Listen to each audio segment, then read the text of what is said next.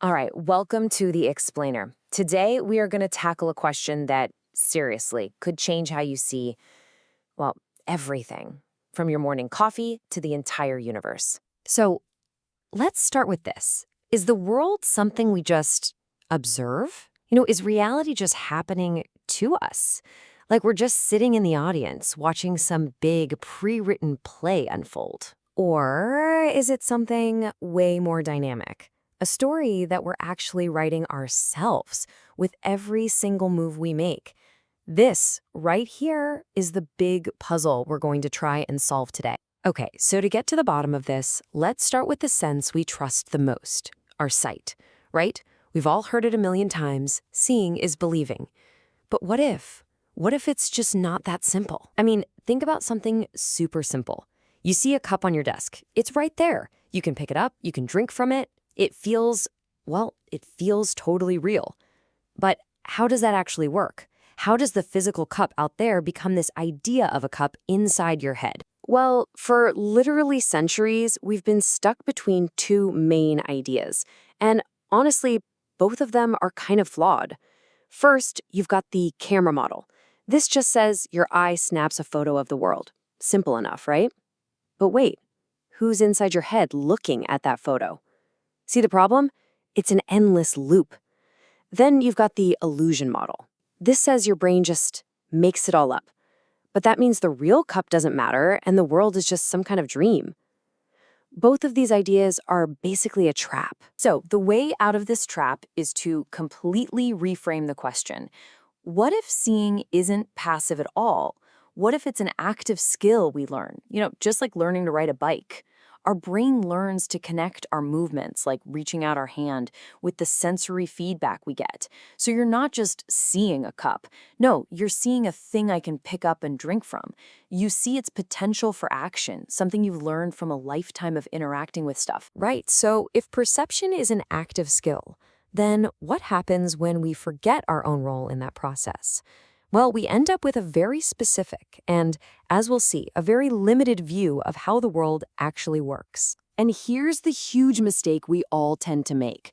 We take the results of our perception, the experience of the color red or the sound of a bell, and we totally forget the active process that created them in the first place. We end up just projecting these qualities out onto the world and pretending they exist out there all by themselves, independent of us. This little mistake, it leads to a whole worldview. We'll call it the logical continuum. And it's basically the idea that reality is just one giant clockwork machine. A universe made up of separate objects, all just ticking along according to these fixed, logical, mathematical laws. There's a simple phrase that really captures the whole spirit of this worldview. I observe the world. Think about that. It puts I over here and the world way over there. It makes us feel like these detached observers, just watching the machine run, like we have no real part to play in it at all. Okay, but what happens when you really push this machine-like model to its limits? Well, it starts to fall apart. It really does. Let's look at a couple of famous paradoxes that show the cracks starting to appear. Let's start with the classic liar paradox. If I say, I am lying, am I telling the truth? Well, if it's true, then I must be lying, which means the statement is false. But if it's false, that means I'm not lying, which makes the statement true. You see, a purely logical, mechanical system just can't handle this. It gets stuck in an infinite loop. It just short-circuits on itself. Or how about Zeno's arrow paradox? Think about an arrow flying through the air. If you freeze time at any single specific instant, the arrow isn't moving, right? It's just sitting there at one point in space. So, if it's perfectly still at every single instant of its flight, how does it ever actually move from A to B? This whole mechanistic model, which sees reality as just a series of static snapshots, can't really explain something as basic as motion without tripping over itself. So here's the punchline, the big takeaway. These paradoxes, they show us that our nice, neat mechanical model of the world, it isn't just a little bit wrong. When you try to use it to describe things like life or consciousness or even simple movement, it's fundamentally broken. It's just incomplete. So if reality isn't a machine, then what the heck is it? This is where things get really interesting. Let's explore a completely different idea. What if reality is more like a creative, ongoing conversation? Okay, so this is the new foundation we're building on. Forget a world of static, dead objects. Instead, imagine reality is a creative process. We'll call it a communication context. And in this context, individuals, and that can mean anything from tiny atoms all the way up to people, they coordinate with each other to solve problems and, crucially, to generate genuinely new results. And this is the key difference right here. A mechanism is predictable. You put X in, you always get Y out. It just shuffles around the pieces that are already there. But a communication context, it's creative. It can generate true novelty, brand new solutions, new structures, new ways of being that literally did not exist before. This quote just nails it. A machine has never invented anything. Think about it. Machines are incredibly powerful, for sure, but they are always the result of a creative process. They are never the source of it. They're the products of the conversation.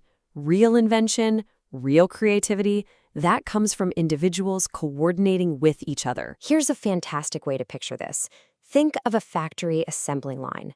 That's a mechanism. It's predictable, it's repeatable, it's super functional, but it will never, ever create something it wasn't designed to make. Now think about a jazz improv session. That is a communication context. The musicians are coordinating in real time, listening and responding to each other, creating something totally unique right there on the spot. One is just predictable function. The other is pure, unadulterated creation. So what does this do to our old map of reality? Well, this new perspective, it doesn't just throw the old map in the trash. Instead, it puts it in its proper place. So that whole mechanistic world we talked about, the world of objects and predictable laws, it's not that it's wrong exactly, it's just the surface. It's the collection of all the stable, functional things that have been created, the artifacts, if you will, that were left behind by this much deeper underlying process, this great conversation. And this chart here, it really just pulls it all together beautifully. In the old mechanical view, reality was just a collection of objects. Time was like a static background. And life was just some kind of weird accident, a fluke. But in this new communication view, everything shifts. Reality isn't objects, it's a creative process. Time isn't a backdrop, it's actively generated by that process.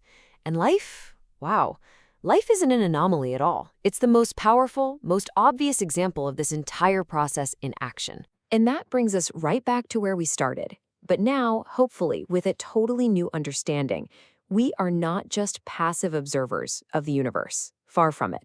We are active participants in this great conversation. In a very real way, we are the process.